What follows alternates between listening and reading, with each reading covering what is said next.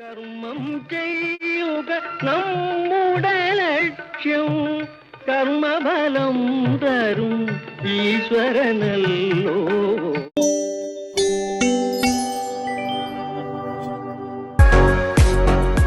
2025-26 സാമ്പത്തിക വർഷം അവസാനിച്ചു. നമുക്കിനി 2025-26 വാർഷിക ധനകാര്യ പത്രിക, അതായത് AFS KSmart തയ്യാറാക്കണം. ഘട്ടം ഘട്ടമായി എങ്ങനെ AFSലേക്ക് എത്താമെന്നാണ് ഈ പുതിയ വീഡിയോ സീരീസ് നമ്മൾ പരിചയപ്പെടാൻ പോകുന്നത്. എല്ലാവർക്കും പുതിയൊരു വീഡിയോയിലേക്ക് സ്വാഗതം.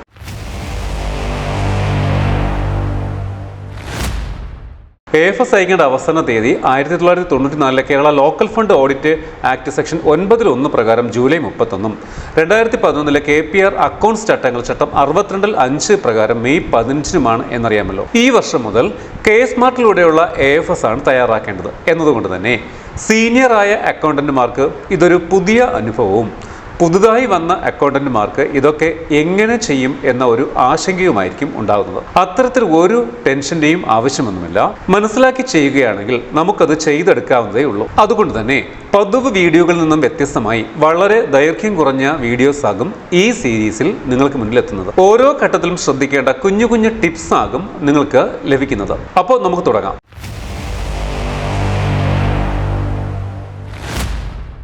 AFS എന്ന് പറഞ്ഞാൽ പ്രത്യേകമായി ഒരു റിപ്പോർട്ട് ഒന്നുമല്ലെന്ന് ആദ്യമേ മനസ്സിലാക്കുക. നമ്മുടെ KSmartൽ ലഭ്യമായ 5 റിപ്പോർട്ടുകൾ, അതായത് balance sheet, income and expenditure, receipts and payment, trial balance, cash flow, ഇവ ചേരുന്നതാണ് AFS. എന്നാൽ ആ തദ്ദേശ സ്ഥാപനത്തെ സംബന്ധിച്ചുള്ള എല്ലാ കണക്കുകളും നമ്മുടെ അക്കൗണ്ട്സിന്റെ ഭാഗമായോ എന്നും ഈ റിപ്പോർട്ടുകളെല്ലാം കുറ്റമറ്റതാണോ എന്നും പരിശോധന ശേഷം മാത്രമേ നമുക്ക് AFS അയക്കാൻ കഴിയുകയുള്ളൂ. അതിന് നിങ്ങളെ സഹായിക്കുകയാണ് ഈ വീഡിയോ സീരീസുകളുടെ ലക്ഷ്യം. നമ്മുടെ ബാങ്ക് അക്കൗണ്ടുകളിലെ എല്ലാ വരവുകളും ചെലവുകളും അക്കൗണ്ട് ചെയ്യപ്പെട്ടോ എന്ന് പരിശോധിക്കലാണ് പ്രാഥമികമായി ചെയ്യേണ്ടത്. അതിനാണല്ലോ നമ്മൾ ബാങ്ക് റിക്കൺസിലേഷൻ ചെയ്യുന്നത്. റിക്കൺസിലേഷനുമായി ബന്ധപ്പെട്ട വീഡിയോയുടെ 3 ഭാഗവും നിങ്ങൾ കണ്ടു കാണുമെന്ന് വിശ്വസിക്കുന്നു. നമുക്ക് കുറേ അധികം പുതിയ അക്കൗണ്ടന്റുമാരുണ്ട്.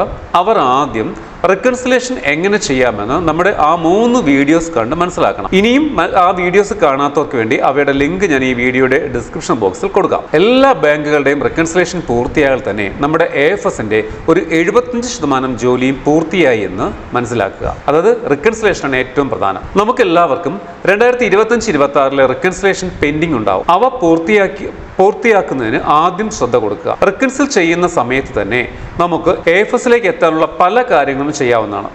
അതാണ് ഈ ആദ്യ ഭാഗത്ത് നമ്മൾ ചർച്ച ചെയ്യുന്നത്. ഇനിയുള്ള റിക്കൺസിലേഷൻ നേരിട്ട് KSmartൽ ചെയ്യുന്നതിന് മുമ്പ് ആദ്യം ബാങ്ക് സ്റ്റേറ്റ്മെന്റ് പരിശോധിച്ച് റിക്കൺസിലേഷനിലേക്ക് എളുപ്പത്തിൽ എത്താനുള്ള മുന്നൊരുക്കങ്ങൾ ചെയ്തു വയ്ക്കാം. ഇവിടെ ഞാൻ എൻ്റെ ഓൺ ഫണ്ട് ബാങ്ക് സ്റ്റേറ്റ്മെന്റ് എന്ന് കാണിക്കുകയാണ്. ഇവിടെ നോക്കൂ, 10/3/2026 ബാങ്കിൽ ഒരു 3,05,655 രൂപ വന്നിട്ടുണ്ട്.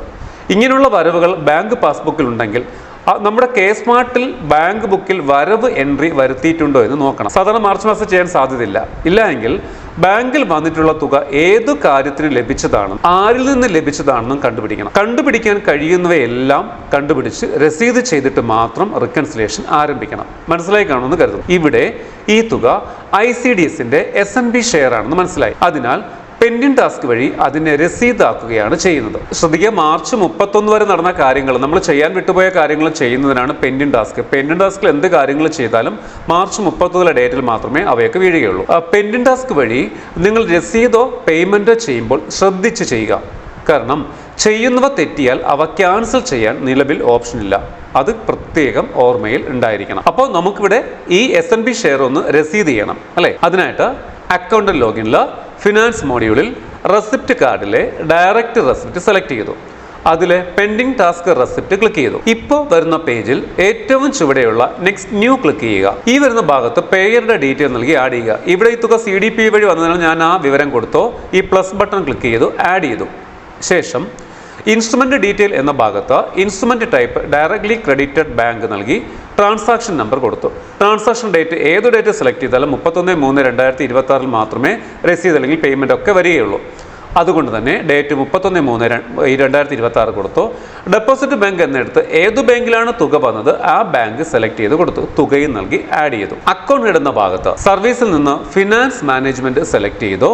ഉചിതമായ അക്കൗണ്ട് ഹെഡ് സെലക്ട് ചെയ്യുക. ഇവിടെ SNB ഷെയർ ആയതിനാൽ 320 10 20 integrated child development service select ചെയ്തോ, ഇയർ പീരീഡ് നൽകി തുക കൊടുത്തോ, ഫണ്ട് ഓൺ ഫണ്ട് കൊടുത്തു, ആഡ് ചെയ്തു. ഈ തുക 31/3/2026 തീയതിയിൽ ബാങ്ക് ബുക്കിൽ രസീതായിട്ട് വന്നിട്ടുണ്ടായിരിക്കും. സബ്മിറ്റ് കൊടുക്കുക. ആവശ്യമെങ്കിൽ പ്രിന്റ് എടുക്കുക. പെൻഡിംഗ് ടാസ്ക് ചെയ്യുന്നതിന് പ്രത്യേക അപ്രൂവൽ ഒന്നും ആവശ്യമില്ല, അതുകൂടി ഓർത്തിരിക്കുക. ശേഷം ബാങ്ക് ബുക്ക് പരിശോധിച്ച് ഉറപ്പുവരുത്തുക ഈ തുക വന്നുവെന്നും. ഓരോ റെസിപ്റ്റ് പേയ്മെന്റ് ഇതുപോലെ പെൻഡിംഗ് ടാസ്ക് വഴി ആഡ് ചെയ്ത് കഴിഞ്ഞാൽ ബാങ്ക് ബുക്ക് അതത് സമയത്ത് തന്നെ പരിശോധിച്ച് ഉറപ്പുവരുത്തി പോകുന്നതായിരിക്കും നല്ലത്. ഇതേ സ്റ്റേറ്റ്മെന്റിലെ മറ്റൊരു തുക കൂടി ഞാൻ കാണിക്കാം. നോക്കൂ, ഇവിടെ 12/3/2026 ഒരു 10,400 രൂപ വന്നിട്ടുണ്ട്. ഇത് ഏത് ഹെഡാണെന്ന് മനസ്സിലാക്കാൻ ഞാൻ ശ്രമിച്ചിട്ടും കഴിഞ്ഞില്ല. ഇങ്ങനെ വരുന്ന കേസുകളിൽ ഈ ബാങ്ക് സ്റ്റേറ്റ്മെന്റിൽ പലപ്പോഴും ഡിസ്ക്രിപ്ഷനിൽ UTR നമ്പർ ഡീറ്റെയിൽ ഉണ്ടോ നോക്കുക. ഇവിടെ UTR നമ്പർ ഉണ്ട്. അപ്പം അത് വെച്ച് നമുക്ക് വേണമെങ്കിൽ കണ്ടുപിടിക്കാം. എങ്ങനെ കണ്ടുപിടിക്കാമെന്ന് കാണിച്ചു തരാം. അറിയാത്തൊരു തുക വന്നാൽ ബിംസ് എടുക്കുക. ലോഗിൻ ചെയ്യേണ്ട കാര്യമില്ല. ഹോം പേജിലെ സർവീസിൽ UTR സെർച്ച് സെലക്ട് ചെയ്ത് ഇപ്പോൾ വരുന്ന പേജിൽ /XUTR/ ആ UTR നമ്പർ ടൈപ്പ് ചെയ്ത് കൊടുക്കുക. സെർച്ച് ചെയ്യുക. ഇപ്പോൾ വരുന്ന അക്നോളജ്മെന്റ് റെസിപ്റ്റ് ഡൗൺലോഡ് ചെയ്യുക. ഇവിടെ കാണാം, ഇത് കേരള ലിറ്ററസി മിഷനിൽ നിന്ന് ലഭിച്ച തുകയാണ്. അതായത് സാക്ഷരതാ പ്രേരകിന് ഞങ്ങൾ അഡ്വാൻസ് കൊടുക്കുന്നുണ്ട്. ആ അഡ്വാൻസ് കൊടുത്ത തുക സാക്ഷരതാ മിഷനിൽ നിന്ന് തിരികെ ലഭിച്ചതാണ്. ചില കേസുകളിൽ ഈ XUTR കൊടുക്കാതെ തന്നെ നേരിട്ട് UTR നമ്പർ കൊടുത്താലും ബിംസിൽ നിന്ന് കിട്ടാറുണ്ട് കേട്ടോ. ഇതേപോലെ MGNREGSന് അഡ്വാൻസ് നൽകിയ തുകയും ഇതേപോലെ നമുക്ക് തിരികെ ലഭിക്കും. അങ്ങനെ ലഭിക്കുന്ന തുകയും ഇനി പറയുന്ന രീതിയിൽ തന്നെ നിങ്ങൾ രസീത് ചെയ്യണം. ഇവിടെ ഈ സ്റ്റേറ്റ്മെന്റിലെ 16/3/2026 വന്ന 1,05,080 രൂപ കാണുക. ഈ തുക MGNREGS അഡ്വാൻസ് നൽകിയത് തിരികെ വന്നതാണ്. വന്ന തുകകൾ ആദ്യം നമുക്ക് രസീത് ചെയ്യണം. ശ്രദ്ധിക്കുക, അഡ്വാൻസ് നമ്മൾ കൊടുത്തത് കൃത്യമായ ഹെഡുകളിലാണെങ്കിൽ അവ ബാലൻസ് ഷീറ്റിൽ ഉണ്ടായിരിക്കും. ഞാനൊരു ബാലൻസ് ഷീറ്റ് ഇപ്പോൾ ഒന്ന് കാണിക്കാം. നോക്കിയ റിപ്പോർട്ട്സിൽ നിന്ന് ബാലൻസ് ഷീറ്റ് എടുത്തു. ഡേറ്റ് 31/3/26 കൊടുത്തു. ബാലൻസ് ഷീറ്റിലെ B18 ഷെഡ്യൂൾ നോക്കിയേ. അഡ്വാൻസ് നൽകിയതിൽ തിരികെ ലഭിക്കാനുള്ളവ ഒക്കെ അവിടെ കാണാം. ഇവിടെ ഞാൻ പ്രേരകിന് അഡ്വാൻസ് നൽകിയത് 460 50 99 അഡ്വാൻസ് ടു അതേഴ്സ് എന്ന ഹെഡിലാണ്. അതായത് 4 തുടങ്ങുന്ന ഒരു അഡ്വാൻസ് ഹെഡിലാണ് അഡ്വാൻസ് കൊടുത്തത്. അവിടെ നമുക്ക് കാണാം 1,10,988 തിരികെ ലഭിക്കാനുണ്ട്. ഇതിലെ കുറച്ച് തുകയാണ് ഇപ്പോൾ വന്നിരിക്കുന്നത്. അതുപോലെ അവിടെ 460 50 05 അഡ്വാൻസ് ടു MGNREGS ഹെഡിൽ MGNREGSന് അഡ്വാൻസ് നൽകിയതിൽ ഇനി തിരികെ ലഭിക്കാനുള്ള തുകയും കാണാം. ഇപ്പോൾ വന്ന തുക നമുക്ക് രസീത് ചെയ്യണം. MGNREGSന്റെ തുക രസീത് ചെയ്യണം. രസീത് ചെയ്യുന്നത് ഈ ഗ്രാൻഡിന്റെ 3 തുടങ്ങുന്ന ലയബിലിറ്റി ഹെഡിലാണ്. ഞാനിവിടെ MGNREGS തുക രസീത് ചെയ്യുന്ന കാണിക്കാം. കൺഫ്യൂഷൻ വരരുത്. നേരത്തെ പറഞ്ഞ പോലെ ഏത് അഡ്വാൻസ് തുക തിരികെ വന്നാലും ഇതേ രീതിയിൽ തന്നെയാണ് ചെയ്യേണ്ടത്. അതായത് നമ്മൾ അഡ്വാൻസ് കൊടുക്കുന്നത് 4 ഹെഡിലാണ്. ആ പൈസ തിരിച്ചു വന്നാൽ 3 ഹെഡിലാണ് രസീത് ചെയ്യേണ്ടത്. അതിനായി അക്കൗണ്ടിന്റെ ലോഗിനിൽ ഫിനാൻസ് മോഡ്യൂളിൽ റെസിപ്റ്റ് കാർഡിലെ ഡയറക്റ്റ് റെസിപ്റ്റ് സെലക്ട് ചെയ്തു. അതിലെ പെൻഡിംഗ് ടാസ്ക് റെസിപ്റ്റ് എടുത്തു. ന്യൂ ക്ലിക്ക് ചെയ്തു. പേയർ ഡീറ്റെയിൽ കൊടുത്തോ, ഇൻസ്ട്രുമെന്റ് ഡീറ്റെയിൽ കൊടുത്തു. അതൊക്കെ നമ്മൾ നേരത്തെ കണ്ടതാണ്. അക്കൗണ്ട് ഹെഡ് എന്ന ഭാഗത്ത് സർവീസ് അക്കൗണ്ട് സെലക്ട് ചെയ്തു. അക്കൗണ്ട് ഹെഡ് 320 10 44 MGNREGS സെലക്ട് ചെയ്തു. ബാക്കി വിവരങ്ങളൊക്കെ കൊടുത്തു, ആഡ് ചെയ്തു, സബ്മിറ്റ് ചെയ്തു. എല്ലാം നേരത്തെ ചെയ്ത പോലെ തന്നെയാണ്. ഇപ്പോൾ ഇവിടെ സംഭവിച്ചത്, നമ്മൾ 4 തുടങ്ങുന്ന അഡ്വാൻസ് ഹെഡിൽ നൽകിയ തുകയെ 3ലേക്ക് രസീത് ചെയ്തു. പുതിയ ആൾക്കാർ കൺഫ്യൂഷൻ ഉണ്ടായിരിക്കും, നമുക്ക് പിന്നീട് ക്ലിയർ ചെയ്യാതെ. ഇപ്പോഴും 4 അഡ്വാൻസ് ഹെഡിൽ ആ തുക കുറഞ്ഞിട്ടില്ല. ആദ്യം നമുക്ക് ആ തുക കുറയ്ക്കണം. കൂടാതെ ഈ വന്ന തുകയെ MGNREGSുമായി ബന്ധപ്പെട്ട ഹെഡിലേക്ക് മാറ്റുകയും വേണം. അതിനായി ഈ 4 അഡ്വാൻസ് ഹെഡിനെ, അതായത് ഇവിടെ 460 50 05 MGNREGS എന്ന ഹെഡിനെ ക്രെഡിറ്റ് ചെയ്തുകൊണ്ടും 280 20 01 എക്സ്പെൻഡിച്ചർ ഓൺ പോവർട്ടി എറാഡിക്കേഷൻ എന്ന ഹെഡിനെ ഡെബിറ്റ് ചെയ്തുകൊണ്ടും ഒരു അഡ്ജസ്റ്റ്മെന്റ് ചെയ്യണം. അതിന്റെ കാര്യം എന്ന് പറഞ്ഞാൽ, നമുക്ക് അഡ്വാൻസ് ആ ഹെഡിനെ ക്രെഡിറ്റ് ചെയ്യുമ്പം അഡ്വാൻസ് കുറയും. ഈ പൈസ നമ്മൾ അവരുടെ ശമ്പളത്തിന് വേണ്ടി ഉപയോഗിച്ചു. അതുകൊണ്ടാണ് പോവർട്ടി എറാഡിക്കേഷൻ ഡെബിറ്റ് ചെയ്യുന്നത്. അപ്പോൾ അവരുടെ ശമ്പളത്തിൽ അത്രയും പൈസ കൂടിയതായിട്ടും കാണിക്കും. ഓക്കെ, എങ്ങനെ ചെയ്യും നമുക്ക് നോക്കാം. അക്കൗണ്ടന്റ് ലോഗിൻ നിന്നും പെൻഡിംഗ് ടാസ്കിലെ പെൻഡിംഗ് ടാസ്ക് ജേണൽ സെലക്ട് ചെയ്തു. ന്യൂ ക്ലിക്ക് ചെയ്തു. ജേണൽ ടൈപ്പ് അഡ്ജസ്റ്റ്മെന്റ് സെലക്ട് ചെയ്തു. ഡെബിറ്റ് ഓൾറെഡി സെലക്റ്റഡ് ആയിരിക്കും ആ റേഡിയോ ബട്ടൺ. നമുക്ക് ഡെബിറ്റ് ചെയ്യേണ്ടത്, അതായത് ചെലവ് കാണിക്കേണ്ടത് MGNREGSന്റെ എക്സ്പെൻഡിച്ചർ ആണ്. അതിന് നിലവിൽ ലഭ്യമായ head 280 20 01 expenditure on poverty eradication ഹെഡാണ്. ആ ഹെഡ് കോഡ് സെലക്ട് ചെയ്തു, തുക കൊടുത്തു. നമുക്ക് കുറയേണ്ടത് എന്താണ്? കൊടുത്ത അഡ്വാൻസ് തുകയാണ്. അതായത് ഇവിടെ 460 50 05 അഡ്വാൻസ് ടു MGNREGS ഹെഡാണ്. അത് ക്രെഡിറ്റ് കോളത്തിൽ നൽകി തുക കൊടുത്തു. വ്യക്തമായ റിമാർക്ക് നൽകി സേവ് ചെയ്യുക. ഇപ്പോൾ ജേണൽ പൂർത്തിയായി. ഇനി നിങ്ങൾ ബാലൻസ് ഷീറ്റ് നോക്കിയാൽ ഈ തുക B18-ൽ അഡ്വാൻസ് ഭാഗത്ത് കുറവ് വന്നതായും ഇൻകം ആൻഡ് എക്സ്പെൻസ് സ്റ്റേറ്റ്മെന്റിൽ പോവർട്ടി എറാഡിക്കേഷൻ ഹെഡിൽ ഈ തുക കൂടി വന്നതായിട്ടും കാണാം. മനസ്സിലാകുന്നുണ്ട് എന്ന് കരുതുന്നു. ഇവിടെ നമുക്ക് ഒരു ജേണൽ കൂടി ചെയ്യാം. അതായത് നമ്മൾ 3-ൽ തുടങ്ങുന്ന ഒരു ഹെഡിലാണ് ഈ തുക എടുത്തത്. ആ തുക ഇനി കുറയണം. അതിൻ്റെ ഇൻകം ഹെഡിലേക്ക് ആ തുക മാറുകയും വേണം. അതിനായിട്ട് 3-ൽ നമ്മൾ രസീത് ചെയ്ത 320/10/44 MGNRES എന്ന ഹെഡിനെ ഡെബിറ്റ് ചെയ്തുകൊണ്ടും അതിൻ്റെ ഇൻകം ഹെഡിനെ ക്രെഡിറ്റ് ചെയ്തുകൊണ്ടും ഒരു അഡ്ജസ്റ്റ്മെന്റ് ജേണൽ കൂടി കൊടുക്കണം.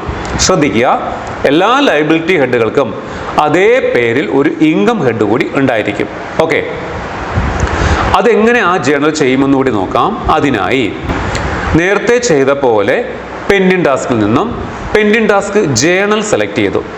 ജേണൽ ടൈപ്പ് അഡ്ജസ്റ്റ്മെന്റ് തന്നെയാണ്. ഡെബിറ്റ് ഭാഗത്ത് 320/10/44 MGNRESഉം ക്രെഡിറ്റ് ഭാഗത്ത് അതിൻ്റെ ഇൻകം ഹെഡായ 120/20/37 നൽകി തുക നൽകി റിമാർക്ക് കൊടുത്തു സേവ് ചെയ്തു. ഇപ്പോൾ ബാലൻസ് ഷീറ്റിലെ 3-ലെ ഹെഡിൽ നിന്ന് ഈ തുക കുറയുകയും ഇൻകം ആൻഡ് എക്സ്പെൻഡിച്ചറിൽ 1-ലെ ഹെഡിൽ ഈ തുക കൂടുകയും ചെയ്യും.